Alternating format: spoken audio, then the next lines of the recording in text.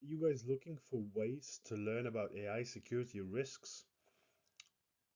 Hopefully, I will provide you some guidance and some learnings about how we can help our organizations and our partners secure our AI builds, our AI models, and uncover some of the AI security risks that might be missed due to lack of knowledge or lack of understanding how models work, how RAG works, how model fine tuning works, how to prevent potential dangers in data poisoning attacks, how to prevent model theft, and all of the other risks. So we're going to look at Databricks AI security, essentially adoption model, and we look at about various 55 risks that are potentially present in your model during its development. So we're going to talk about basics about what it is, how we can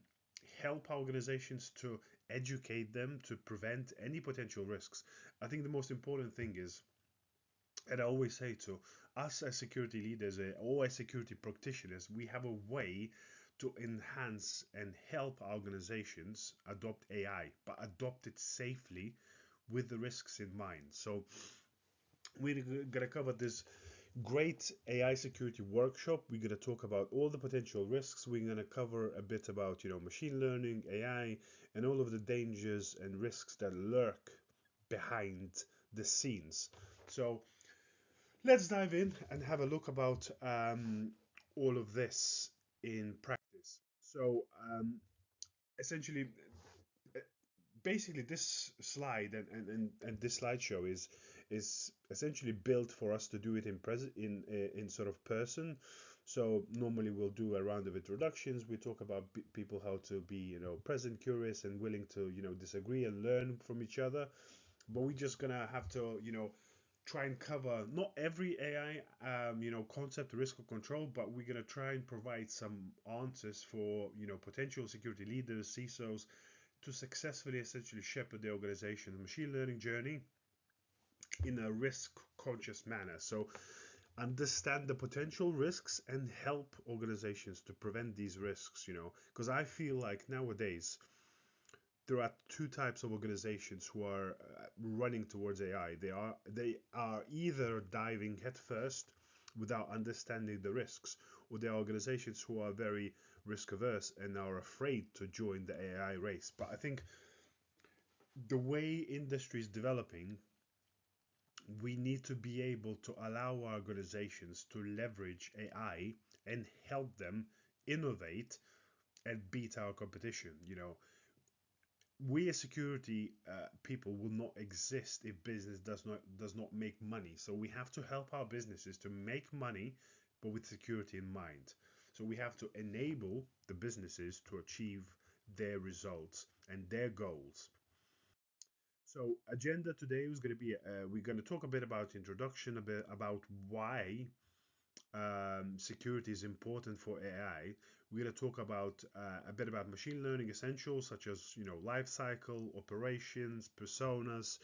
We're going to talk about risks, organizational risks, about controls and things like that. So I have a long list of slides and loads of material, so we're going to probably do a three-part series to dive in depth and understand all of these risks and how we can help mitigate those risks. So we're going to cover a first part of the slides and sort of introductory material and understanding what AI is.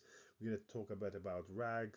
We're going to talk a bit about where and how the risks changes based on where the model is deployed and things like that. So we're going to cover a lot of different material, and hopefully guys you're going to join me for the journey for all the three parts, and hopefully you're going to learn a lot about AI and security. So I've been involved heavily in AI adoption and AI security, so I try help organizations to adopt AI safely and achieve their goals. So if we're going to move into the next part is, you know, it's kind of what I alluded earlier. So generative AI is taking, the world by storm.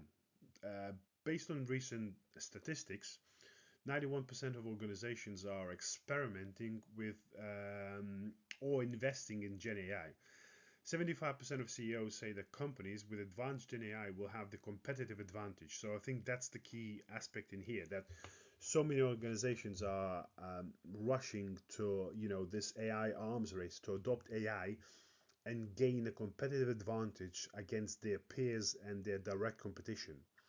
And 40% of people believe that it will increase performance of employees who use Gen AI. So again, we're talking about Copilot rolling out and all of the other GPTs that organizations potentially use even internally to improve their staff efficiency and so on and so forth.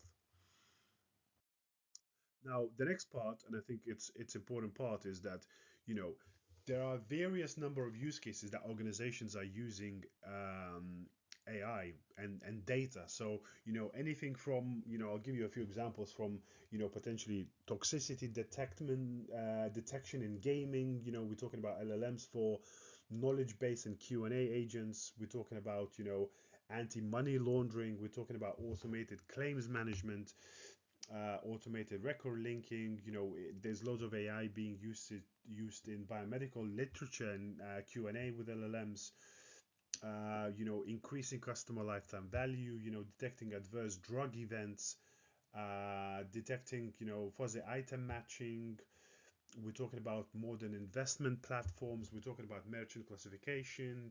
We're talking about price transparency or propensity scoring. We're talking about regulatory reporting and stuff like that. So use cases are endless, and you can look at the Databricks Solutions Accelerators link to see all of these use cases that are currently reported. And even if you want to explore, potentially use cases how you can leverage AI in your organization, please jump on and have a look in there. Now, the challenge is that building and deploying production quality Gen AI solutions uh, is not easy. 90% of enterprises are not confident going to production. And I think rightly so, we're talking about challenges and risks, and it's not about only about, engineering challenges and risks. We have to address things like ethics, bias, transparency considerations, explainability of AI. We have privacy concerns with GDPR. If you are training your models, and I've been talking at length with this, if you're training your models potentially with PII and privacy regulation states that our customers have the right to be forgotten. Now, how do we remove the training from the models and things like that? It's a difficult questions to answer. So it's going to require a lot of considerations of how we're gonna move and address that challenges, sort of being production quality ready to move into the next stages. Now, Gen AI in production is difficult and expensive, but it's not only difficult and expensive just for the sake of it. Is we have no control over data or the models, so concern over data leakage, lack of control and ownership. Then we have, bridging Gen AI to production is difficult because we have unpredictable performance, we have need for automation and scale. So, when we're talking about unpredictable performance, I think the difficult part for people to understand is, LLMs especially is they doing a next token prediction. So anytime they're generating an output, they're predicting the next word in a sequence. So if you sometimes you might ask the same question twice and you will get completely different answers. And that type of unpredictability is very difficult moving towards production. You want a predictable, linear output to your customers, especially if you're using, your LLMs to like customer agents, Q&A type of agents. You want an explainability into your answers, but you also want a predictable same answers all the time. And also it's too expensive. So foundation models are expensive at scale. It's expensive to build your own LLMs as well, because once we start talking about privacy and data, we can't use any more public models. We have to use private models run on your private compute in your potentially in a segregated cloud environment, and that all costs money. And especially we're talking about other risks such as token abuse, denial of service attacks on your models, which can run up your bills to the moon and things like that. So there's a lot of dangers and a lot of risks to think and consider while moving towards AI adoption. Now, if we look at questions asked and research done around AI, security has been the top concern, uh, alongside cost and reliability. So there is a reason for it, and I think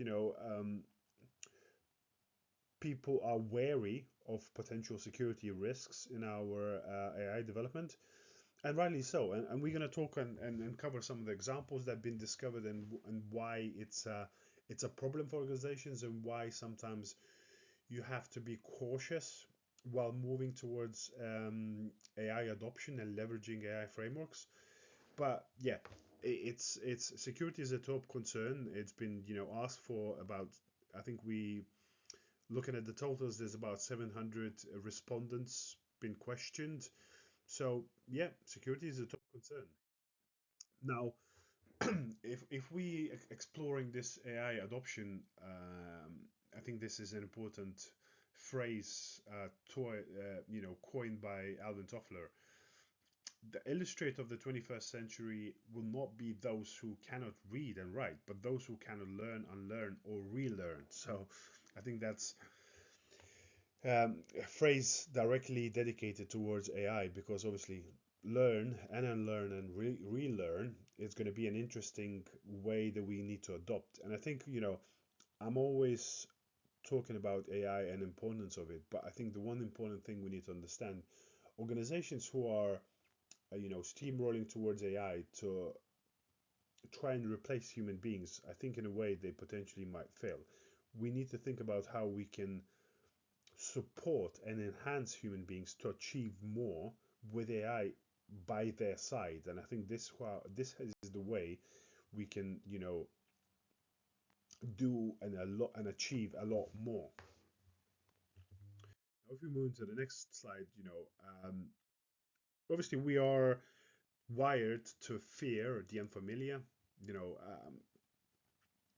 and how familiar does AI feel? It does not feel that familiar, and I think it'll take some time until we fully adopt the AI and leverage it into our day-to-day life. I think sort of younger generation is it felt at ease adopting AI, but I think the problem is that probably people who dive headfirst in AI, they don't necessarily understand the dangers and the risks with AI, and especially the privacy concerns and things like that, and where the data is being stored. So there's going to be a learning curve of how this is going to shape and I think we need to find the balance. We always talk about how Europe is very regulation heavy, which potentially has the chances to limit the innovation, whereas US on the other side, it's limits the regulation but has a lot of innovation, but again potentially introduces risks. So how do we find that balance across the world and leverage various frameworks, such as there's OWASP AI checklist, OWASP AI, LLM top tens. There's EU regulation. There's US presidential charter that released about AI security concerns. So there's a lot of things that's going to come out and it's going to shape this AI world, and it's going to be really interesting where this is all going to go. Now, we have to think about technology, data, change management, all of these different operating models that potentially was going to interact and change how we adopt and use AI. So we're going to try and pivot and answer some of these interesting questions as we go through all of these slides. So um, I think the first and the most important question we need to ask, why um, do we think that security is very important in AI adoption and AI usage? And we're going to show a few examples of recent security incidents in AI, and just to kind of give you a flavor and showcase why security is important, first of all, and what can go wrong when security is not considered or missed or not correctly applied. So obviously, when we start talking about traditional cybersecurity, employee accidentally leaks 38 terabytes of data via Git to give access to open source code and model for image recognition. So again, imagine potentially, uh, organizations, especially, very sensitive organizations, there are quant trading houses and all kinds of other trading houses where, they build in models to essentially predict market movements and use that model to essentially do investments. So their model becomes their intellectual property. So safeguarding that model becomes the most important security control that you can have. So having insufficient access control, and allowing those models to be leaked via Git, it can be a very, potential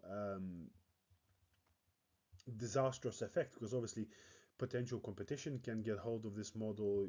It can become public. So it's a real problem. So some of the risks that we have to consider now. Another risk is adversarial machine learning. So potentially model evasion attacks. We have potential Trojan model attacks, model serialized attacks. Also, I think there's a big proliferation now in, we have open source models in Hugging Face, and there are a number of reports that threat actors and adversaries are uploading, potentially malicious models that can, on purpose, create bias or, potentially steal data and things like that. So there's various considerations that needs to be used. There are now potentially models being developed that can test your models via two types of use cases. There is loads of research papers, and actually, you guys, I would strongly recommend you to have a look at research papers about. There's two types of models. I don't remember the exact names, but there's two types of models actually that you can deploy to test um, whether models have been tampered in Hugging Face, and whether there's potentially attacks being deployed on them to test prior to using those models. So I think it's a very interesting use case.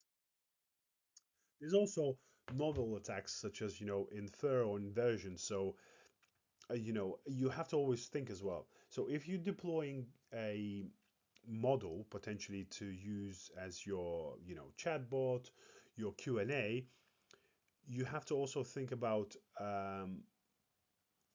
such as this control, lacking enterprise context, potentially how it might affect your organization's reputation. Now, the question's been asked about, recommendations, and obviously, a Chevrolet model recommended a Ford truck. Now, that's obviously not something you would want your model or chatbot to ever consider in an output.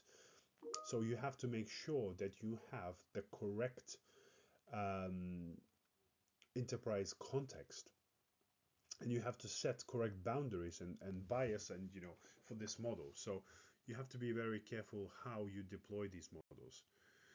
And now on similar scope, again, there was no guardrails for novel attacks. So this one was a jailbreak attack, um, where again, same Chevrolet chatbot. So it seems like they've really done a job here, because there's a few examples included in here. But basically, what this happened was that a chatbot agreed to sell a Chevy Tahoe truck for $1, which obviously, and then that's a deal, and that's a legally binding offer, no takesies backsies. So obviously, I think there was a even famous news outlet that obviously Chevrolet tried to back out of the offer, but the last sentence really put them in the problem, because that was the legal binding offer. and they couldn't go back on it, so they had to sell this car for $1 to this customer. And that's another example of a risk and an attack that's you know been misconfigured potentially, and went behind with the jailbreak attack. So there's loads of different problems that you can think about chatbots. We're talking about people bypassing chatbots by using scripting languages, using Cyrillic or using other different languages. So you have to consider loads of different tests and loads of different scenarios, and that's why sometimes it's really difficult to think and leave this only in engineering minds. You have to bring and build processes in place internally, such as AI ethics committee, and bring diversity of idea and diversity of thought in order to think about what potentially can go wrong. Think about AI threat modeling, and essentially and thinking about dangers and bad scenarios, and think about controls and how we can prevent those scenarios from ever occurring. So if we think about AI security and what it is, it's essentially it's a traditional cybersecurity coupled with adversarial machine learning as well as responsible AI. So we something we call RAI, which is security and privacy. So we are talking about expansion of security into privacy, into adversarial machine learning and things like that. So it's a much broader scope than just your traditional cybersecurity. Now, Databricks AI security framework brings you a list of AI business use cases, AI deployment models. It also brings a subsection of risks. So we're talking about 55 potential risks in your model deployments. We're talking about potential 53 controls which reduce the potential risks in your models. And you can actually do go basically all the way from beginning of data gathering all the way to the model deployment, and look at all the risks that are in that chain and address them with stringent controls based on specific use cases, which I think is a great model to start with and start learning about how we can help and prevent risks in your AI deployments. Now, our goal is obviously this is going to appear in our latest slides, but essentially, as you can see, this is the whole governance framework from raw data to data prep to data sets. We're talking about catalogs, develop and evaluate models. We're talking about serving infrastructure and things like that. So we're going to talk about it in depth and all of the risks that come with it. Now let's look and dive into some of the machine learning essentials and a brief overview of what machine learning is. So pillars for data-centric machine learning. So you have things like data sets, so data collection and preparation, and then you have models, which use existing model or you can build your own, and then you have an application, which essentially is the way to model serving and monitoring. And then obviously you have underneath, you have a Unity catalog, and you have a data platform essentially of where your data sits. Now, I think you guys need to understand, and it's essentially there's an evolution of how program changes versus what a machine learning model is. So traditional programs have input, they have a program logic, and then they have an output. Now this whole thing flips upside down when you go into machine learning, because you have things like you will have a data pool, and then which you're going to have to split into the training data set and a test data set.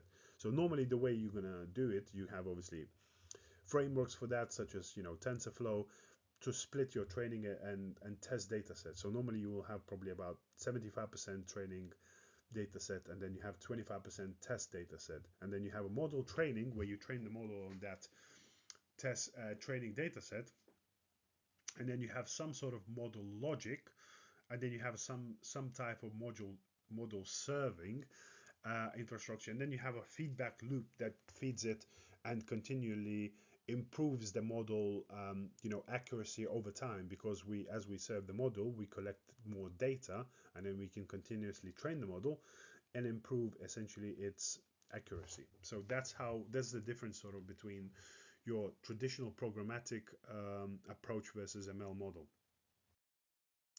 Now, if you look at compound AI systems, now you have even bigger things because you have a number of iterations of machine learning. So you have number of inference requests. So you can see we can group a number of these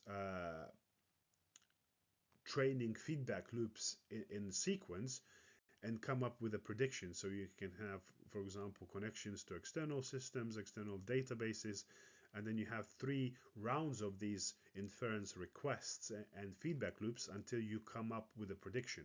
So that's a new way of looking at compounding AI systems. Like shadow IT, there is heavy shadow AI, and I think that's another sort of part of the danger that we have to look at. Not only in a way that we build our own models, but you have to think about your organizational structure and how you use and adopt AI. I'm a big proponent of AI, and I think, yes, there's dangers with it, but I think you have to understand that obviously we enabling AI in our organizations, we can allow our people to achieve so much more and improve their efficiency. But I think you need to understand again, you have to segment and create organizational policy how you're going to adopt AI. So, you have to think about organizations or business units that potentially have access to intellectual property and sensitive, personal information. There, you want to segregate and reduce, especially open source AI usage. So, no ChatGPT, no, Claude. But you have to be able, before you do that, or before you start blocking the shadow IT or shadow AI usage, you have to find ways to use alternatives. So you can perfectly fine to deploy your private copilot models that are only used on your private type of data, segregated within your own environment, and that's what I'm saying. You need to think about within the business units how you can separate. So, for example, marketing are okay to use Claude ChatGPT because they're potentially not going to input there any sensitive information, whereas development engineering should only use private models. And that's how and then you need to have a mechanism or a tool to be able to discover and detect shadow AI usage and bring these into organizational controls of how you're going to prevent this sprawl of shadow AI and protect your intellectual property as well as personal information. Now, if you look at traditional programs versus ML models, you have things like traditional programs uses decision systems. They use human instructions. They have bugs. They have black and white codes and builds. Whereas when we're talking about machine learning, there's a different things. We're talking about hyperparameters. We're talking about models. We're talking about data as instructions. We're talking about potentially having human in the loop, but sometimes we don't, and that's where again risks might arise.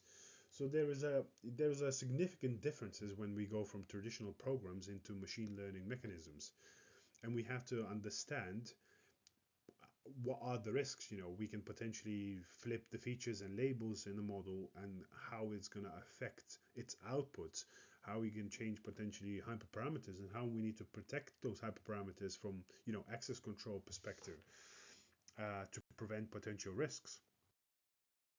Now, what is generative AI? And I think that, whenever we talk about AI, people use AI interchangeably. So, artificial intelligence essentially is a multidisciplinary field of computer science that aims to create systems capable of emulating and surpassing human level intelligence. Now, subsection or within AI is in-house is machine learning. So, machine learning essentially is a mechanism that allows to learn from existing data and make predictions without being explicitly programmed. Now, inside again the machine learning, the deeper undertone of that is deep learning. So deep learning uses artificial neural networks to learn from the data. And generative AI again is another subset of the deep learning. Essentially, is that and I think it's suggestive that essentially deep learning is a mechanism that you learn, but generative AI is the mechanism that allows you to generate something from AI. So you have models that will generate data, generate images. These models are, or this type of subsection of AI is called Gen AI or generative AI. Now, if you go to the next slide, what is an LLM? So, LLM essentially, we can look at this in sort of in a broader spectrum. So, you have a pre-trained models or your model. So, training an LLM from scratch using your own data for better domain performance. Then you have something like called a fine-tuned model, so adapting a trained LLM to specific data sets or domain knowledge. Then you have foundational knowledge model, sorry, which is essentially a general purpose large language machine learning model trained on vast amount of data and later fine-tuned for more specific language understanding and generation tasks. And then you have an LLM, which is essentially a large language model, so it's a category of foundation models and datasets essentially to achieve advanced language capabilities. So that's where we have things like GPT 4.40. You got Llama, 3.1 now models. You have Claude models and things like that. So this is what is an LLM. Now, I think this is the most important probably slide so far. So customization of AI with your data. So as you can see, when you look at foundational models uh, at the left, going all the way to predictive AI and using custom models, you can see where your data ownership and where the risk lies.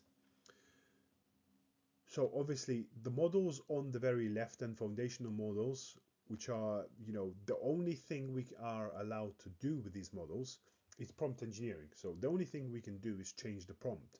So we can guide with your data as you call the model. So we have no data ownership at all in here. So all of the data will be owned by, whether it's OpenAI, whether it's Anthropic from Claude, whether it's Perplexity models.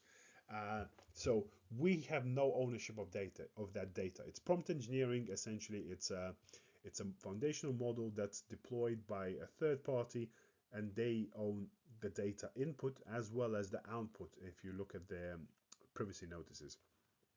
Now the next level is RAG, so retrieval augmented generation. So you can provide your data as you are calling the model. So this is the next level of where we can create agents where we can supplement the model, where you can provide, for example, there's now OpenAI allows you to build agents where essentially you can provide context, for example, about your website, about your company, upload files and documents. So model knows information about the specific business and can tailor their response using that information. So that's where retrieval augmented generation comes in, and we have some ownership of that data.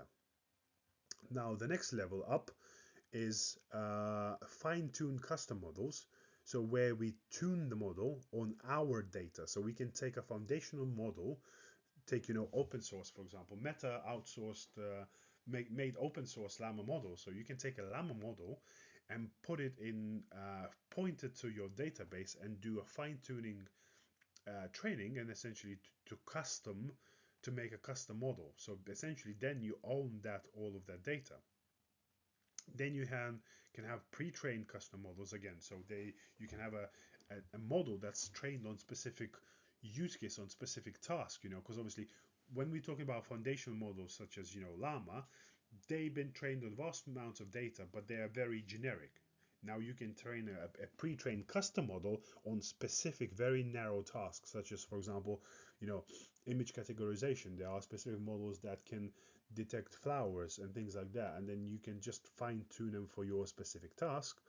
And then the last uh, is obviously predictive custom models. So as you can see that curve as well, it changes data ownership. So obviously the more we move to the right, the more data we own, but also at the same time we increase the risk because we take the ownership of fine tuning, owning our models and serving these models. So obviously we take on a lot more risks, and we take a lot more thought and consideration how to prevent those risks. So all of these curve potentially increases danger as we increase the data ownership. So we have to leverage and think about this in our use cases of where this is going to sit. So this is very important slide for you to understand about how customization affects risk and your data ownership. And I think this is going to be it for now. And then we're going to talk a bit about machine learning lifecycle, a brief overview in our next few slides. So thank you guys for joining. Hopefully you guys learned some really valuable information.